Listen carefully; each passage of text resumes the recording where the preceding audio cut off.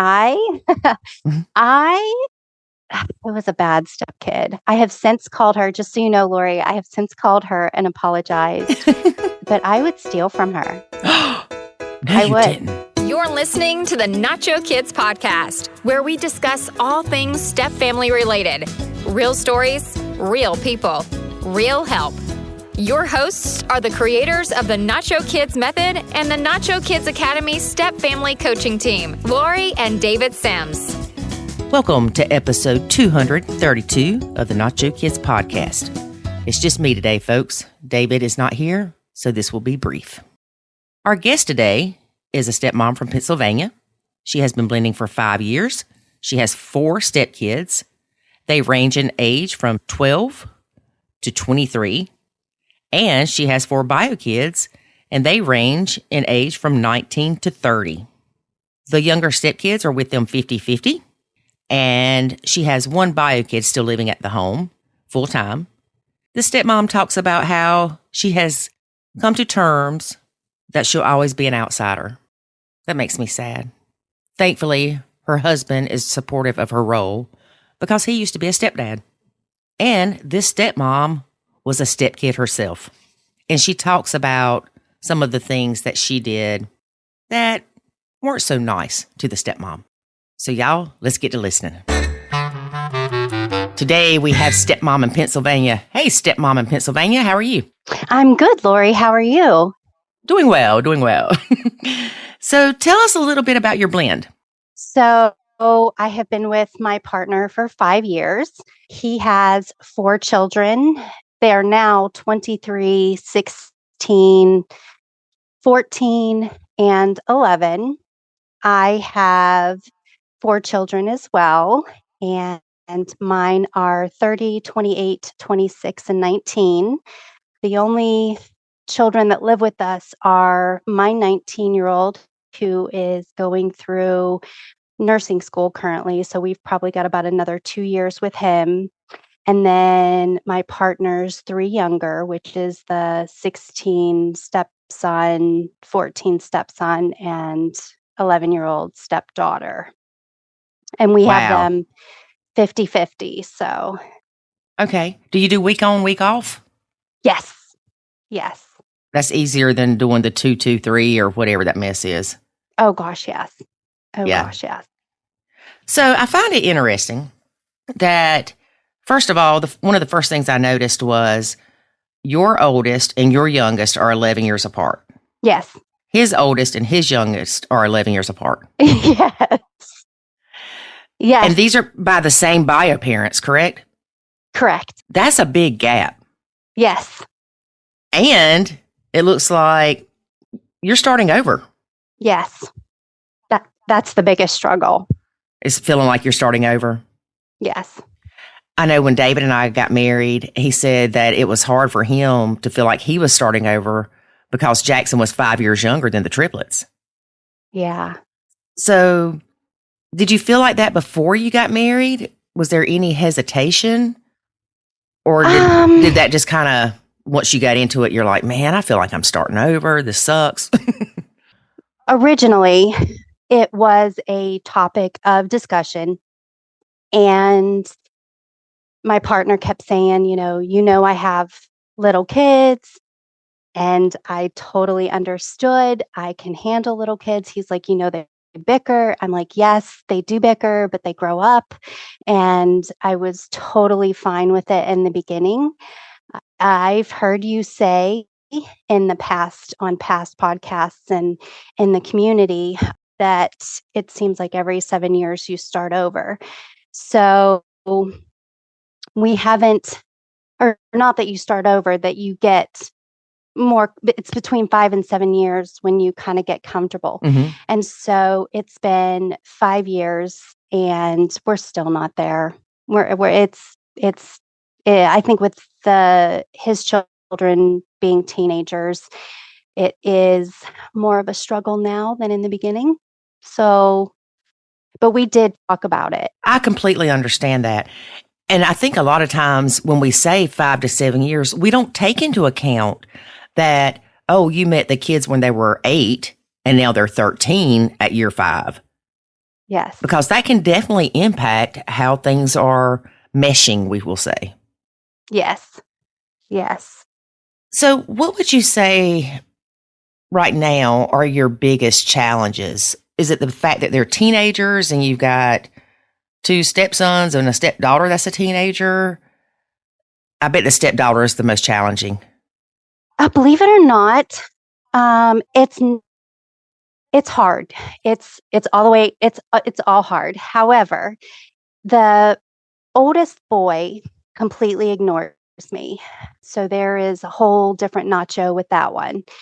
The second boy is a little bit easier going, and he's the most like his dad, so he's the easiest for me to get along with.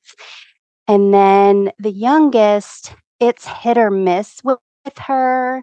We deal a lot with alienation, even though my partner provides amply, let me just put it that way. He is the bad guy, and no matter what he does, the children's mother never has anything nice to say about him. Mm-hmm. It's always just more, more, more. So the kids come with that attitude, and they also have a better than attitude. So that is sometimes hard to overcome. Mm-hmm.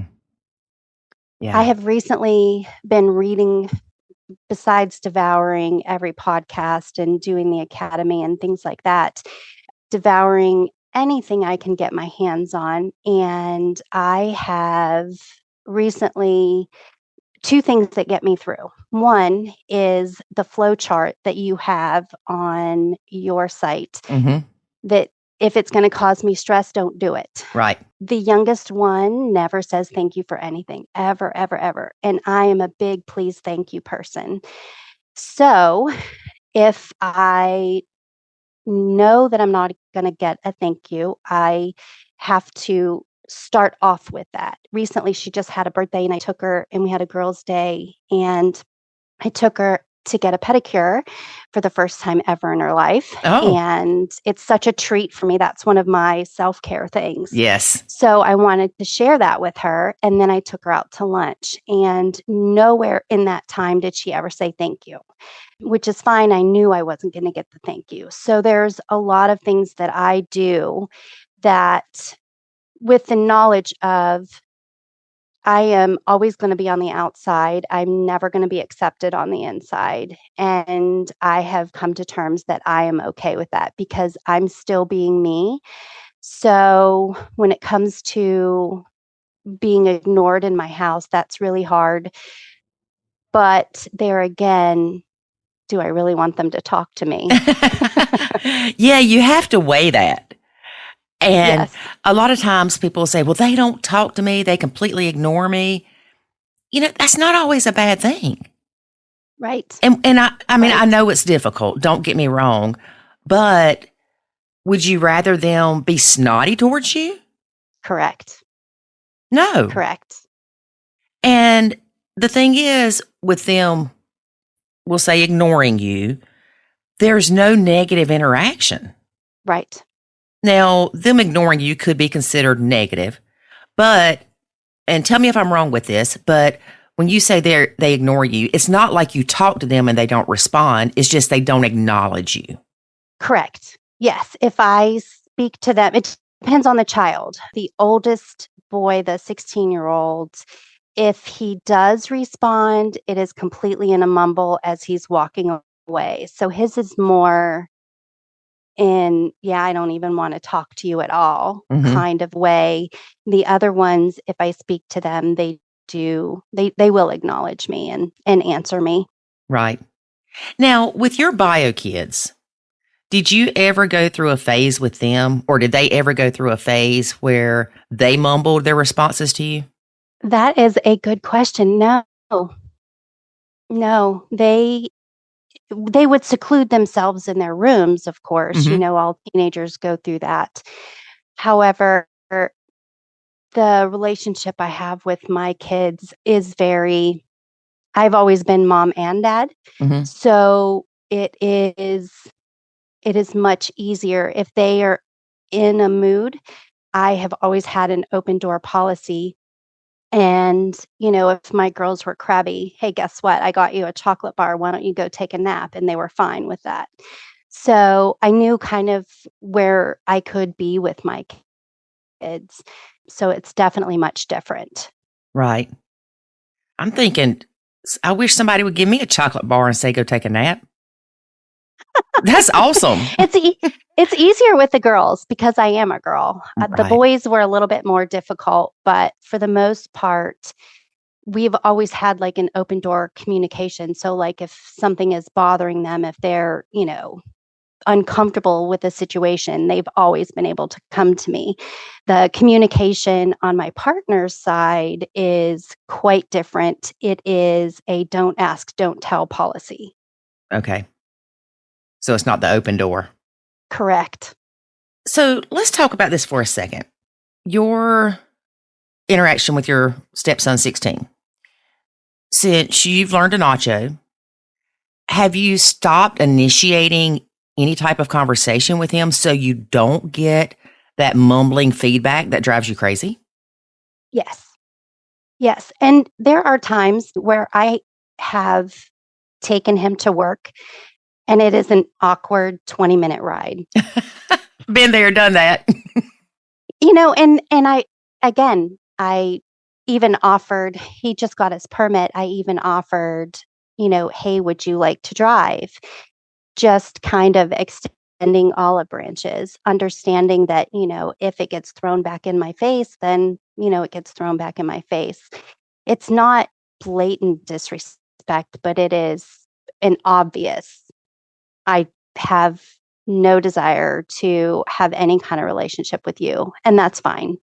Right. On my end, only because of nachoing. Yeah. And it's not easy to nacho. Correct. But it gets easier with time. Correct. When I was growing up, if an adult asked you something and you didn't respond or you mumbled, you were in trouble. Yes. That was disrespectful. Yes. But I think as a society and as a parent and a step parent, we've lowered our expectations. I would agree with that. We all grew up saying yes, ma'am, no, ma'am. I also think it is part of parenting because I am very big on saying please and thank you. One of my love languages is words of affirmation. So hearing the thank you is letting me know that I am loved. And obviously his kids don't love me yet. If they will ever, it's up to them. It's totally fine. I find that I'm also a grandmother. My youngest daughter, who is 28, has 2 kids, and then my son, who's 26, has a daughter. And they are very big on make sure you tell Gigi thank you. So they also have inputted that into their parenting. I do think it boils down to parenting. My partner has guilty parent syndrome, even though in my eyes, he is a very present father. He provides above and beyond what the court, says he should. And there is never a thank you for him. This past Christmas, his parents aren't really his dad and his stepmom aren't really well off, and they went out of their way and got all of the teenagers or all of the kids a pretty good chunk of money for Christmas. And one of the things that his stepmom said was, not one of his kids said thank you. The other grandkid did, and his kids didn't. So I did bring it up to him, and he feels very trapped in that there is alienation going on, so that he cannot really enforce things with his kids. Right. So it's almost like there's a free for all here. Whatever they want, they get. Whatever they do, it's okay if they don't say thank you. And I can't care more than the bio parent. And that has been a big struggle for me as well.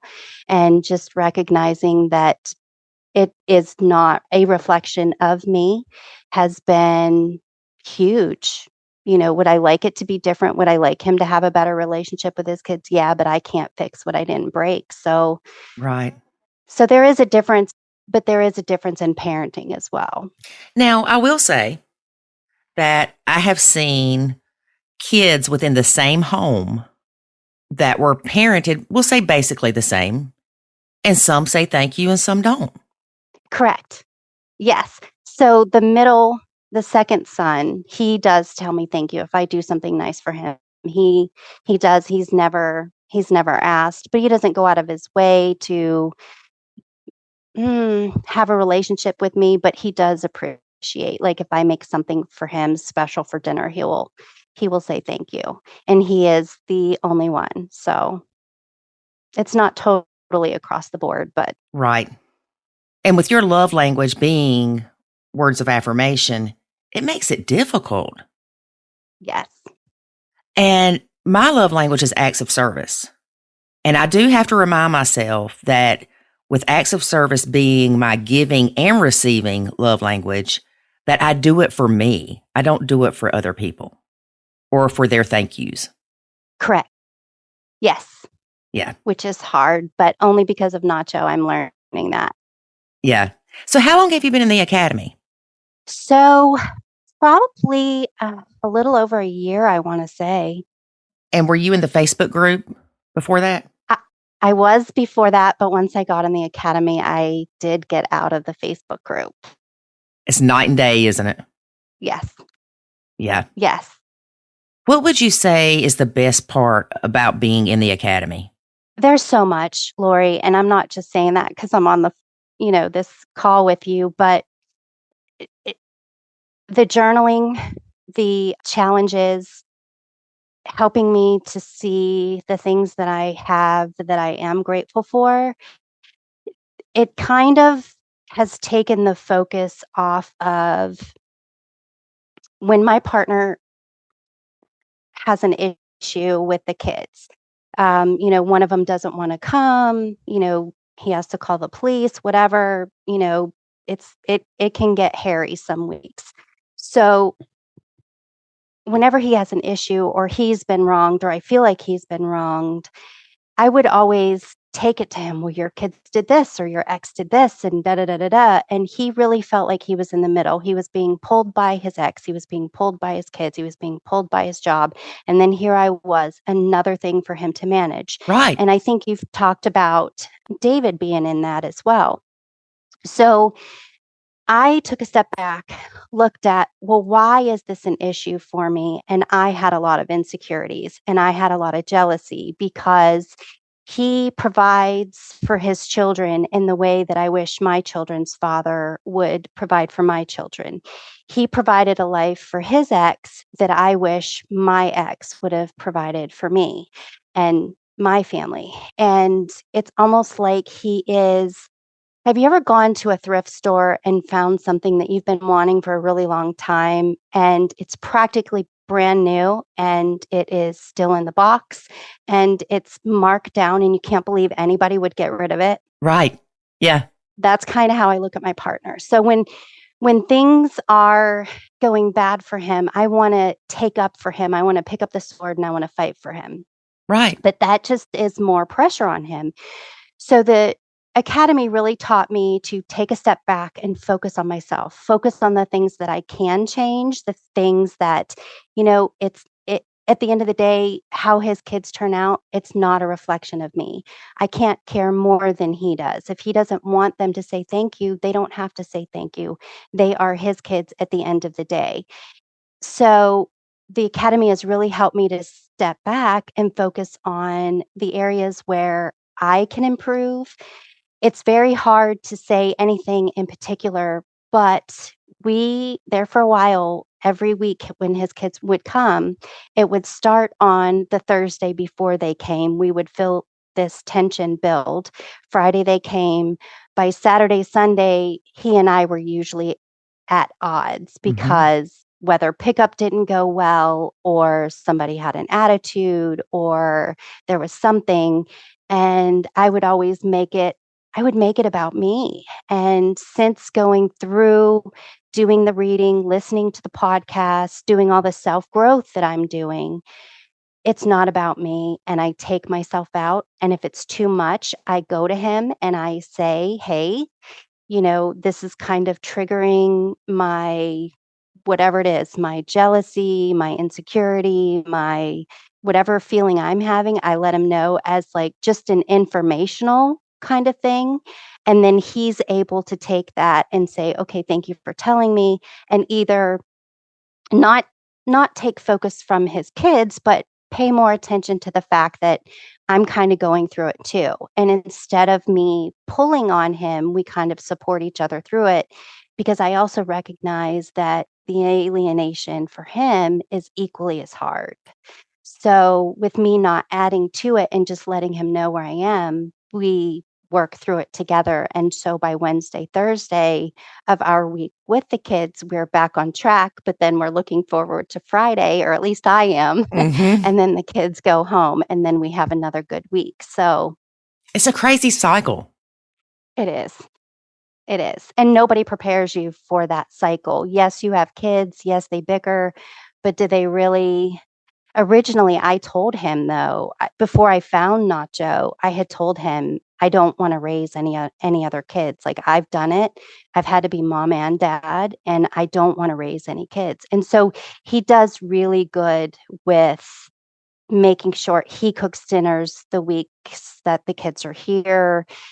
They do not have chores at our house, but he will. If there's a sink full of dishes, I'll tell him, "Hey, can you come help me do the dishes," instead of getting worked up and throwing things around, which is something that, the academy taught me. Yes, I wanted to nacho, but I didn't know how until the academy. So it is really, instead of getting mad about things, I just ask for help. Right. And it's, Yes. to me, I apply this, what we've learned with the nacho, in every aspect of my life. Yes. And I can't, I mean, I know we created it, but it's still one of those things that I'm so thankful for, because it really did change my life, not just our Yes. blended life, but I can go to the grocery store, which I do not care for, and I have a calmer sense about me than I used to. Yes. Yes, very much so. Very much so. The other thing I think was a benefit of being in the academy is the coaching calls that you and David do. I have very vivid memories of really going through it with the family and hiding in my closet and talking with you guys and just being almost talked off the ledge. Mm-hmm. And, it's listening to you guys and how you are now, even though there still might be times where you run into his ex or have to deal with your ex, like you guys tackle it together. And just seeing that, okay, there are successful couples out there. Also hearing other people's struggles in those coaching calls. Like, there have been a couple of women that, "Oh my gosh, that's me. Oh my gosh." And then the advice that you guys gave to her, I'm like, "Oh, I'm going to write that down." So those coaching calls really, really helped. I think the coaching calls are my favorite. Well, I love the challenges too, but Yes. the coaching calls is because I feel like that's where we can connect better with y'all. Yes.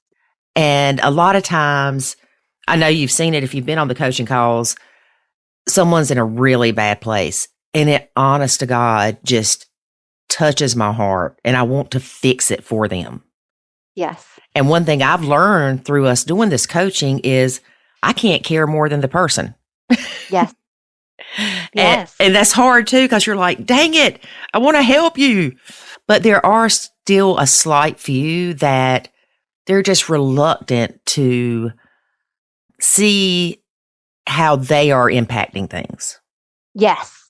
And that took me the longest to figure out. In fact, Lori, it was 4 years of me not seeing where I was the problem, Mm-hmm. how I was adding to the problem. So some people, it just takes a little longer. Maybe they're a little more stubborn. Maybe they, have had a little bit more trauma in their past that they don't want to look at. Mm-hmm. But the tools in the academy really are helpful if you are willing to do the work. They really are. Yeah, there's a lady in the academy that she actually rejoined the academy. She said, I've just decided it's going to be a way of life and I need to stay in here. But it was so funny. There were times on the coaching calls that she would say, I don't like you very much. Well, you're not here for you to like me. You're here to get help. Yes. And we could tell the moment it clicked with her. Yes. You could just see her shoulders rise up because the weight was lifted off. And she's like, oh, I get it. Yes. And that is so thrilling for us. Yes. That aha moment of, oh my gosh, this is what Lori and David have been talking about this whole time. Why didn't I do this before? You feel so much better. You do. You feel like a huge weight is lifted off your shoulders. Absolutely. Now, was your husband on board with you joining the academy, or are you nachoing? Oh, he thinks. And I do, he is supportive of my role because in the marriage with his ex, he was also a stepdad. Okay. So he understands the struggle. He does not, he didn't want to do any of the challenges with me or be on any of the coaching calls. I actually really, really, really wanted him to do a coaching call with you and David to explain the guilty parent syndrome. Like I really, even if I still could get him to do that, that would be amazing. It seemed like every time I would go through some growth prior to my aha moment, I would come to him with all these new ideas to how we're going to fix his problems. And so it would just create more problems because it was something else I was asking from him. And everybody is already asking enough of him and he could not do anymore. Right. So he was a little overwhelmed with my, hey, you've got to listen to this podcast. This is, something that we're going through. And he kind of looked at it as all of the podcasts that I was listening to were kind of creating problems where we didn't have problems before. But now so now that I have had my aha moment, hey, he's not the problem, I am, or the way I look at the situation is the problem. It has gotten a lot better. He is more receptive to listen to snippets, not the whole thing, but he's more receptive to listen to snippets and be like, okay, let's talk about that. So it has been a long road, but I think he's starting to see that you keep doing the same thing, you're going to keep getting the same results. So let's kind of maybe look at switching things up. But he has to see it. I can't do it for him. Right. And if you just say kind of forced him to listen to a podcast or the guilty parent syndrome course in the academy, he's going in defensive. Yes, exactly. And that was huge. In fact, I just listened to a podcast yesterday and forgive me, I don't remember her name, but you had the author about listening. Oh, yes. Yes. And she had brought up about how a lot of times when we're listening, we just kind of like jump into the middle of the movie and we've missed the first 20 minutes. So you have to go back and kind of get the beginning to understand. And every time a conflict comes up, I have noticed that I have to re-show him that I'm coming from a place of love and I'm not coming from a place of attack. Right. And that has really dialed down his defensiveness because he's seeing that I'm not attacking him. I'm not giving him a to-do list. I'm not giving him orders on how to live his life. I'm being supportive and giving him a different perspective. Right.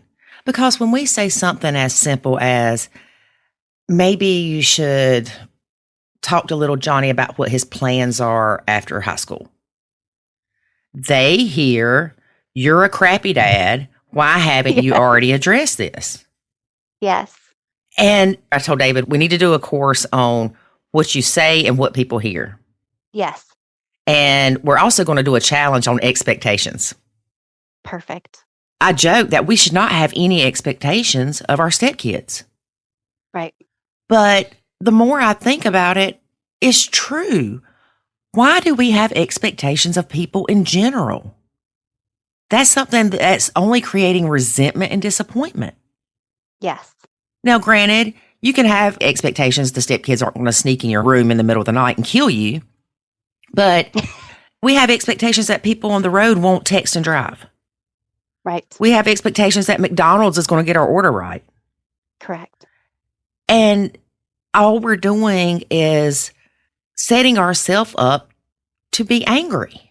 Which is where the Nacho Academy comes in, because it does, you guys do. I mean, you might not have it in there, but it's in there. As far as not having expectations, I know in the videos you guys have talked about it, and it really is like, do you know what? If they never, let's say, 20 years from now and they're married and they have kids and they choose to not come around and see their dad, then, that's their choice, just not having those expectations of, and I was a stepdaughter. So okay. I know, I know that there were things that I did just because she wasn't my mom. And I really did feel like my stepmom took my dad away from me, because my parents' divorce was very tumultuous, and he wouldn't call and he wouldn't send birthday cards. And the only time he talked to me was when I would fly out there for visitation. So I always thought that my stepmom took my dad away from me. Well, 2 years ago, he actually left my stepmom for a younger woman, and I still talk to my stepmom to this day, and I do not talk to my dad because it was my dad all along. So you never know. You never know. Yeah. And see, now I'm going to say this. If you have a bad relationship with your ex, do not let that prevent you from calling your child. Correct. You are choosing to not deal with your ex and making that more important than the relationship with your kid. Yes. And I would walk through the fires of hell to see my son or to even tell him I love him. Do you think that is the difference between a mom and a dad? I've thought about this, and I don't know that it's a difference between a mom and a dad as much as it's the difference between someone that has more hate for their ex than they do love for their kid. Does that make sense? Yes. So, for instance, if your hate for your ex outweighs the love for your kid, you're not going to go that extra mile. But I will say, I know a lot of dads, and sorry, dads, we're not bashing y'all, but it's just from experience. A lot of dads will say, well, I'm not picking little Johnny up on Wednesday night just to take him to dinner. It's going to take me 30 minutes to get there, an hour for dinner, 30 minutes back, and I'm only spending an hour with him, but I've wasted 2 hours. But I don't look at it like that. I look at it as I would drive a hillbilly mile to see my son for 5 minutes. Right. I think before I married David, I would have agreed that it's mainly the mom versus dad thing. But I know what David would do for his kids. Yeah. It's something to think about for sure. Definitely. Yeah. But it's the kid that suffers when the bio parent says, well, I'm not calling to talk to little Johnny because his mom is going to answer the phone. There are ways around that. You could text and say, can you have little Johnny call me? And then if the ex goes crazy, well, blah, blah, blah, whatever, then you can actually get it put in the court order that you're required to have so many calls with the kid. Now, granted, you know how I feel about the court system and enforcing court orders, but Yes. there are ways around it. And I feel like too many parents just, I don't want to say give up on their kids, but they just choose not to be involved because they don't want to deal with the ex. I think our situation, I have, again, pulled, if I find out somebody is a stepmom or in a toxic, I say toxic, divorce, Mhm. we have a couple of friends that are kind of going through it with we'll just say toxic bio mom. Mhm. And I will say that with my partner, his ex, to his face is very nice to his face most of the time. Like, she has blown up and been extremely ugly. I'm not saying she hasn't, but she recently called him and asked him to go buy a car with her because she knows that he's a numbers guy and he wouldn't let her get ripped off, which thankfully he said no. However, she had the audacity to ask. The issue is to the kids, she is very, he's not a good guy. He does dangerous things. He likes to race and do go-karts and things like that. And so it's very dangerous. You know, you're going to get hurt over there. It's very much a bad mouthing situation. But then, like I said, to his face, she's very gimme, gimme, gimme, and I'm going to be nice to you. Mhm. So when the kids come, he has said it almost feels like he has to grovel for any kind of love because the not only do they ignore me, I guess I should have said this before, but they also ignore him as well. He will make dinner, they will get their plates and they will go to their room and he'll say, "Hey guys, why don't we eat together?" And they're just like, "Yeah, no thanks." And they go to their room and they eat. So he he does try, but I think he is just paralyzed with the guilty parent syndrome. Like, he just, and I can also see too where with the court system, a lot of fathers are like, "Why do I even bother?" Yes. And so they give up that way as well. And being the daughter that I was, growing up in the house that I grew up with, the father that I had, it's very hard for me to let these kids treat me how they treat me and then also be their biggest cheerleader and tell him, "Do not give up on them. Whatever you do, do Yeah. not give up on them." So it's a struggle. But again, the academy has really helped with all of it and putting it in perspective and taking myself out and just using my examples of life and the love that I have for my kids and, having to be mom and dad for them Mhm. to, "Hey, listen, you've got at least both parents willing to be there." Like, I think more so the hate is more on his ex's side. She hates him more than she loves the kids, Right. and he just kinda doesn't wanna deal with it, but, I just keep listening to all the podcasts and keep reminding him that they will grow up, they will see the truth, and at the end of the day, all you have to answer for is how you showed up. Exactly. Now, did this parental alienation crap start off as far back as you remember being in the relationship, or is it something that started when y'all got married? So it actually started prior to the separation. He Oh, worked out of town and he has literally clawed his way up to the top and in his company. And he would go out in the field and he would work and then come home on the weekends. And there's a story that his oldest told us that his ex sat down, all four kids, and said, "Do you want me to leave your dad?" So everybody said yes, except for the youngest. And I think she was probably 6 at the time. And so I think the alienation of your dad is the enemy started prior to the separation. She's very much a controlling personality. They used to go to church all the time. They didn't participate in Halloween at all because it was Satan's holiday, but it was just a way to control my partner. And the year after they separated, she posted pictures all over Facebook of her dressing up.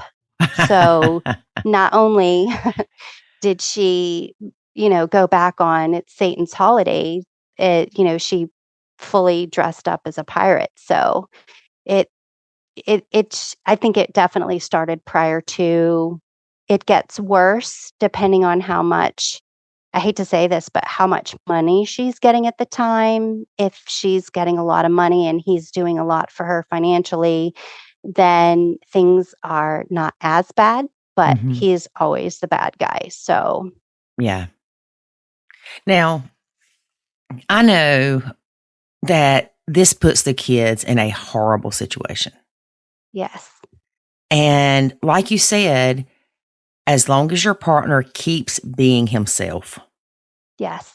they may realize in 10 years, it may be 20 years, it might be after he's dead, but they will see, wait a minute, my dad's not this person that my mom said he was.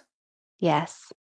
Yes. And actually, there are a lot of people coming out now with platforms that are children of parents who alienated the other parent. And that is becoming more known.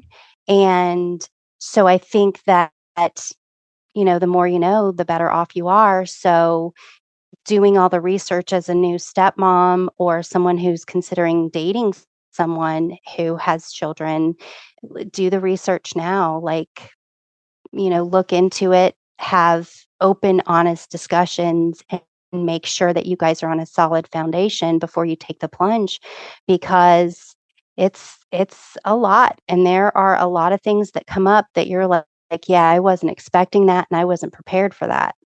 Right. Now, I have a question, and you may not know the answer. We can assume the answer, but we're going to talk about it. Why does your husband contribute more than he is court ordered to when the ex is going to talk crap about him regardless? That is a great question. I don't know. That bothers me to no end. Like, why do you feel the need to give and give and give and give when all you get back is bad mouthing and attitude and just grief? And I think this school year we're really going to see, because she actually homeschooled the kids originally. And because they separated, she hurried up and put them into school so he would not be able to get 50-50 custody. He was living about an hour and a half away for work. So he wouldn't be able to say, well, I can homeschool them part-time too. So she's always done underhanded things. And really what it boils down to is those kids are a paycheck. And I hate to say it so bluntly and matter-of-factly. I know everybody says their partner's ex is this or is that, but she charges the oldest son, who is 16, gas money to take him back and forth to work because he only has his permit. So she charges him gas money. The 16-year-old? The 16-year-old, yes. But yet he got a letter this past year, for almost being truant. So meaning not going to school. Now, Right. this whole past year, he has not been coming to our house. Just recently this spring, my partner had to call the police and say, listen, this is court ordered. She doesn't have him ready at the appointed time. I want him at my house. And he does try to balk and say he doesn't want to come, but my partner has gotten him to come with the threat of calling the police again. And so then he does come. So it's not about a responsibility thing, because if it was teaching him responsibility by charging him gas money, then she would make him go to school and not just let him stay home whenever he wants to and end up getting a truancy letter. So the kids really are a paycheck for her. And so why does he continue to give? Again, I really think it goes back to the guilty parent syndrome. I think he wants his children's approval, and he wants them to see, hey, listen, I'm still here regardless of what she says about me. I'm still going to do for you. And he understands that these kids are his responsibility. So if they're lacking in something, then at the end of the day, he is responsible for them. But she won't ever say that to them, and they won't see it until probably they become parents themselves. Right. Now, I'm assuming they know that he pays child support. Yes. Oh, but it's not enough. She worked 3 days a month, by the way. Oh, gosh. And so they could easily see it as my mom is struggling because my dad isn't paying her enough. Correct. But they live in a lake house. They live on a lake. Oh. Yes. With 10 acres of property. Wow. Yes. So, I mean, she's not struggling too bad. Right. Yeah. Do you know if he's ever, and I'm not saying that you should do this, but I'm curious, do you know if he's ever said something to the effect of, look, I pay your mom above and beyond what the court has said I need to pay her? Or does he just avoid those conversations? He definitely avoids, but we, from day one, we do not defend ourselves at all. He does not defend himself, because it is almost like putting her down, and he absolutely refuses to put her down, regardless of what he thinks of her. That's still his kids' moms. So he, Right. like when I say he's very respectful of that, he really, really is. We do not say anything about her to the children at all. Right. We had a lady on the podcast talking about parental alienation, and that was one of my questions is, do you say, well, not necessarily that your other bio parent's lying, but just say, well, I do pay child support and that's supposed to help raise you. Right. And she said that if you say something like that, they look at it as you're calling their other bio parent a liar. Yes. Or they're thinking you're just making up crap. So it really does no good. Right. Whereas we would think, hey, if I can explain this to them and show them, look, I pay your mom such and such each month for you and your brothers, sisters, whatever, and she's getting plenty of money from me, then it just puts the kids in a bad situation. Yes. Now, I firmly believe if the kids ask you something, you should be honest with them. Correct. And you can be honest without bashing her or saying anything negative about her. Correct. And I'm glad that your husband doesn't say anything like that to them. But when they get older, it might be a discussion that he feels that they can handle, or they may ask. Yes. And he has said, when they turn 18, or, when they're older, if they have questions, he would absolutely let them know. But as of right now, yeah. And it's fine, because it is going to come off. And that was originally the problem. Well, why don't you tell the kids that you're doing X, Y, and Z? And, it took my aha moment for me to say, okay, you know what? These are his kids. He's got to do it his way. Right. And the last thing he wants to do is try to say, look, I'm a good guy because your mom's a bad guy. Yeah. Yeah. Yes. So then I do opposite things. Like I will, if we are talking about something, I will start bragging about how amazing their dad is. Yes. If, I'll just be his biggest cheerleader. Your dad's the coolest dad in the world. Look at what he did for you. And I'll put those little things in there. And even if they're all in the room and I'm being ignored, I'll still compliment him on something. Hey, that was really nice of you. Thank you so much. So, because I do think that you teach people how to treat you. So if, my partner and I are being a good example as far as how a relationship should be and how, everyone should treat me and how everyone should treat him, then eventually, you know, the hope is that, they come around and say, hey, thank you so much for all you did for me. And you were a good stepmom. But if it doesn't happen, it doesn't happen. But maybe it will. Right. And here's the thing. Regardless, you know that you did your best and you know Yes. that you were not mean to these kids intentionally or did anything to hurt them. So you know the truth. Yes. I've got so many questions for you. How did your kids and his kids get along? Because when you got married, they were, let's see, his oldest was 18, your oldest was 25. So they were already out of the house. Yes. So his oldest, I've tried to, my second daughter lives out of state, so she's not really around, but I tried to have his oldest daughter and my oldest daughter. We've gone on lunch dates and it was very awkward. It was just very awkward. Mm-hmm. But they're cordial. If they see each other at Thanksgiving, they do say hi. The other children, the smaller three, do not talk to my kids at all. In fact, my youngest son went to the same school as his kids. And obviously, we moved back to this side of town so he could get 50-50 custody.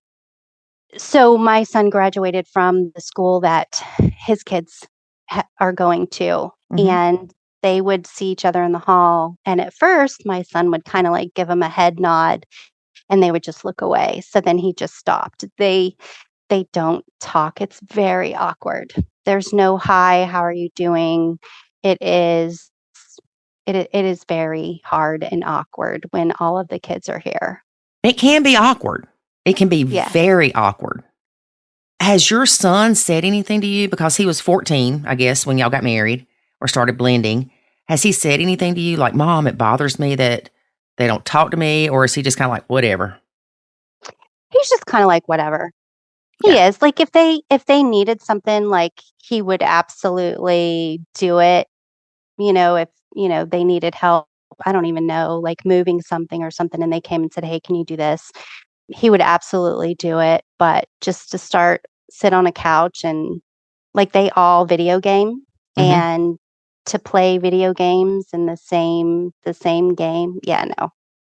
It just, there's no relationship there. Yeah, nothing. I know there was one lady that we worked with, and it drove her crazy and broke her heart that her stepkids and her bio kids did not get along or interact. And I can get it. I get how frustrating that can be. Yes. But at the same time, we have to realize these are strangers, basically. Yes. They didn't date each other.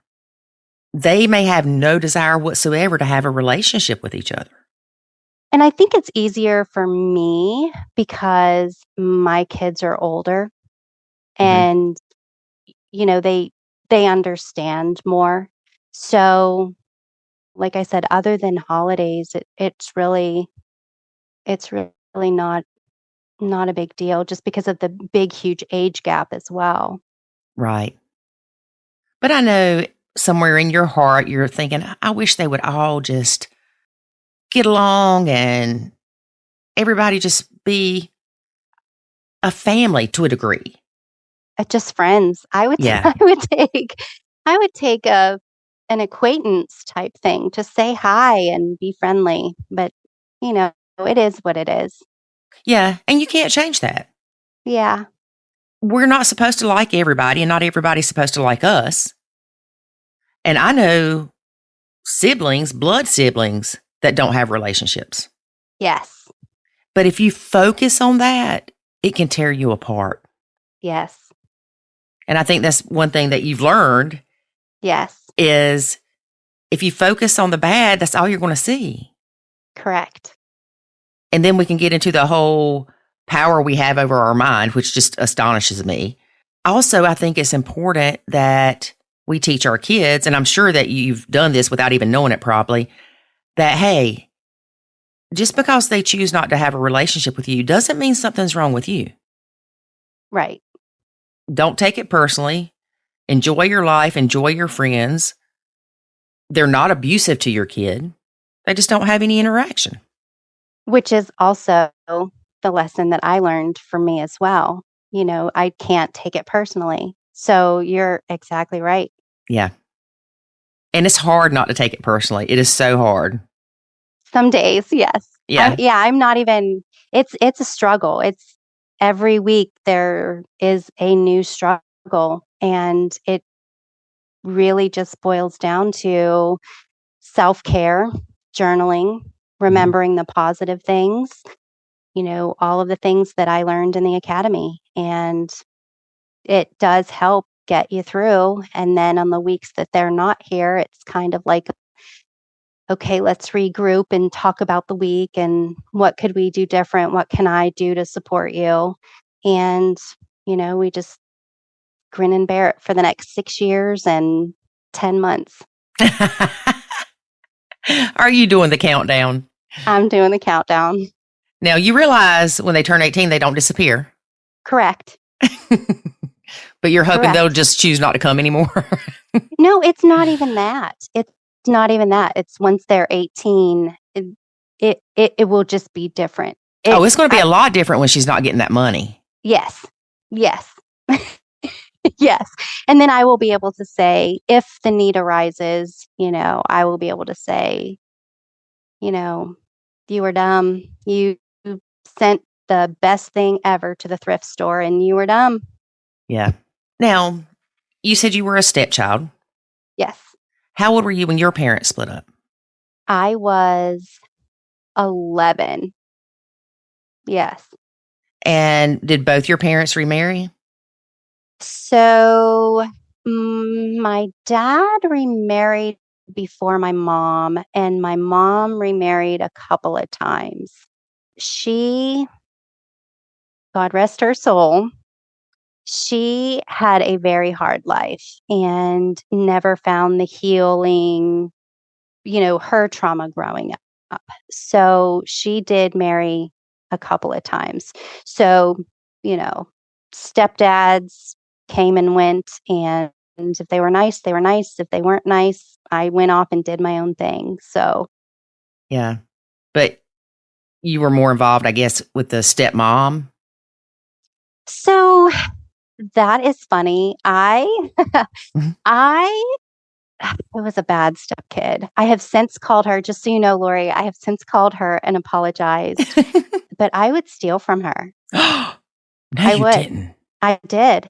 And because I felt like she stole my dad. So if you're going to steal my dad, I'm stealing your stuff. And I would take makeup. I would take shoes. I would take, if there was something in her house that I wanted, I would take it back with me to my mom's. I would. Yeah. I'm glad you bring this up because we see a lot of stepkids that steal from the stepparents. Yeah. And that could be the reason why. Yeah. And a lot of times I do take that to my partner and I say, listen, yes, I'm nachoing. I'm triggered right now. I'm going to go to my bedroom or I'm going to go to my girlfriend's house. You need to spend time with your kids. And I really think that sometimes he doesn't understand because he thinks I'm escaping and I don't want to be part of his family. But no, your kids need to see you on a one-on-one so that they know that I'm not taking you away from them and that you are here and that you are always going to be their dad. Right. So, I definitely take, things from my past and they will benefit his kids. So, yeah, because if a stepmom comes in and they feel like everything should be done as a family, then those kids lose out on that individual time with their bio parent. Right. And it's so important for them to have that. I even think in a nuclear family, it's important for the mom to have alone time with the kids and the dad to have alone time with the kids. Correct. You've got to foster those relationships. Yes. Yes. And now that my youngest is 19, I am not any longer legally responsible for him. Mhm. So I kind of have like this empty nest thing where sometimes, if the kids are, they're doing a lot, if they're, downstairs or whatever they're doing, and I need, oh, listen, I'm kidded out now. So Mhm. then I can take my space and do the same thing. It's beneficial. Sometimes he doesn't see it that way, but that's exactly what it is you need time with your kids and I need time without them. Right. And it's okay. Are you an introvert? Yeah. Yeah, me too. Yes. And I need that downtime. Yes. I have to have it. Like, Yes. we had 5 boys here between David's kids and my son. And sometimes I just needed even 60 seconds of quiet Yes. to regroup, to recharge, because it drains me. Yes. I bet your husband's an extrovert. More so than I am. Right. So it's harder for him to understand why you need that alone time, Yes. which I value my alone time. Yes. So you've apologized to your stepmom, and she was probably like, "It's okay, honey. I understand." Yeah. Does she know you don't talk to your dad? Oh, yes. Oh, yes. Yeah. Yeah. Yeah. She knows. Your dad hasn't tried to reach out to you or anything?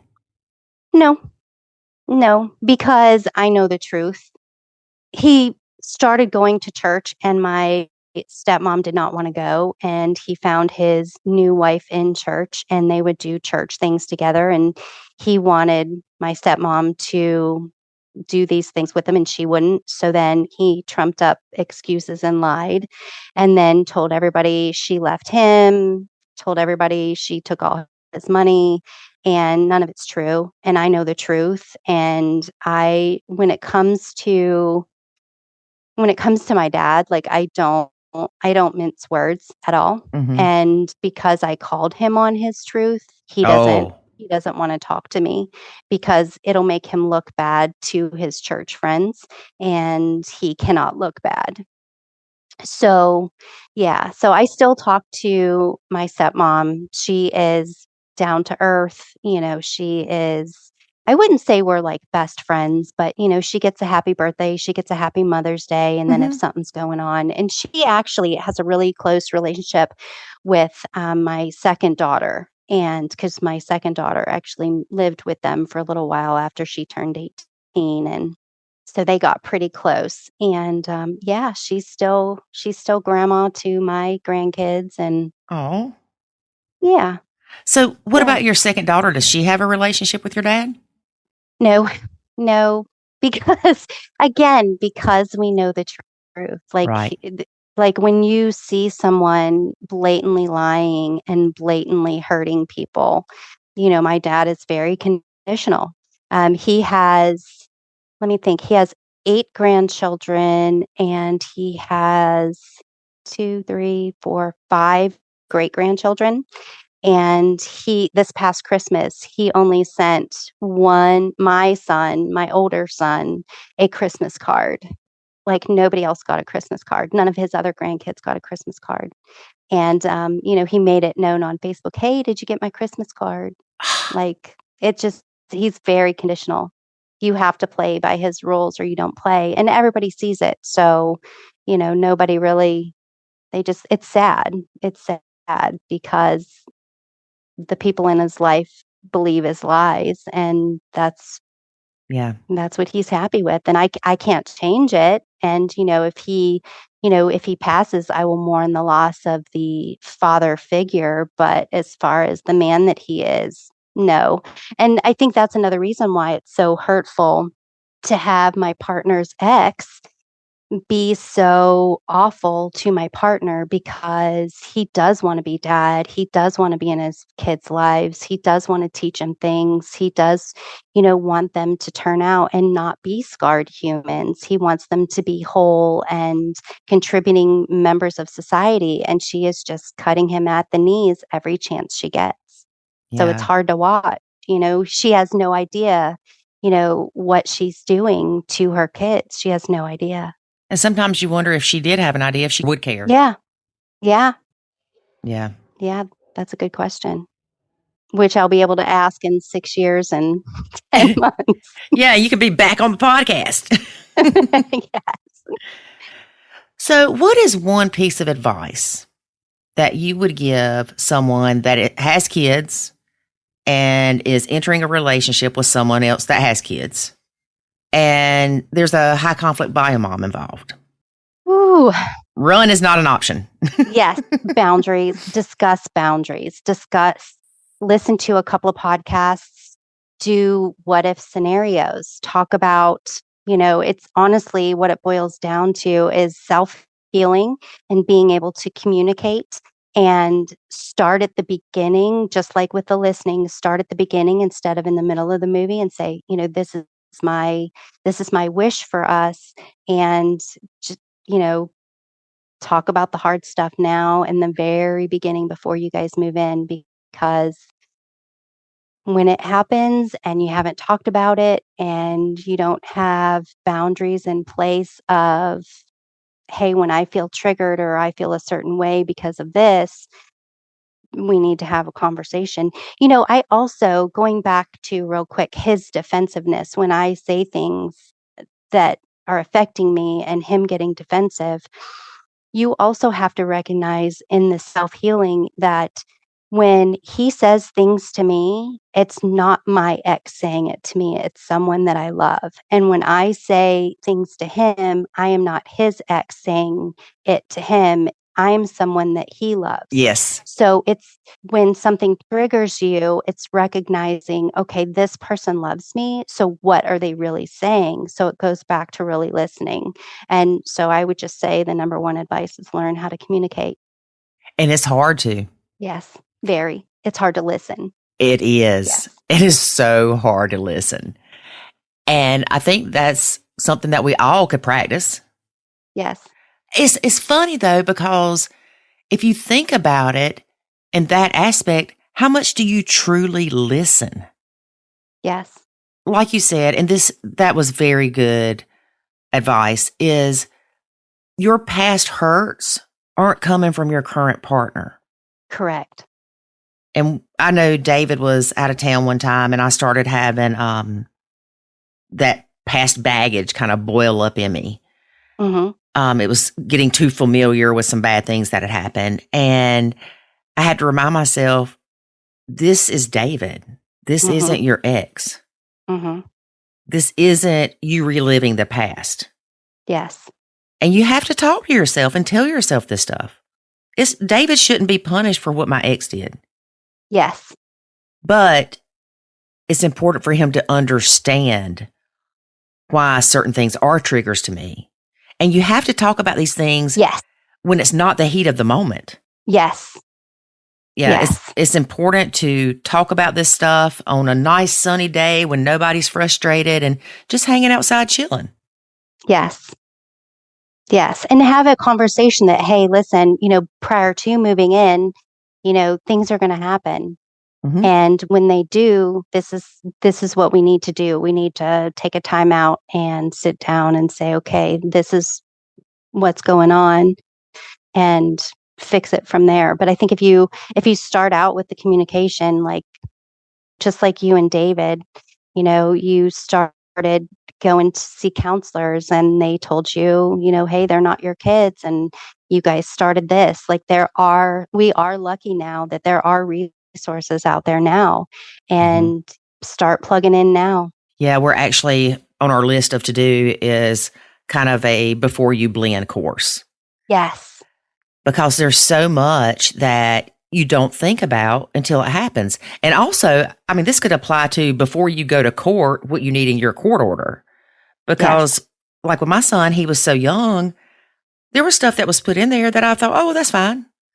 But then as he got older, it's like, no, that was a bad idea. Yeah. And so you have to think about these things, even if your kid's 5 and your stepkid's 10. Yes. Okay. Are y'all going to buy the first car? Who's going to pay insurance? Mm-hmm. I know that sounds crazy to talk about when the kids are so young, but it's kind of something that needs to be addressed.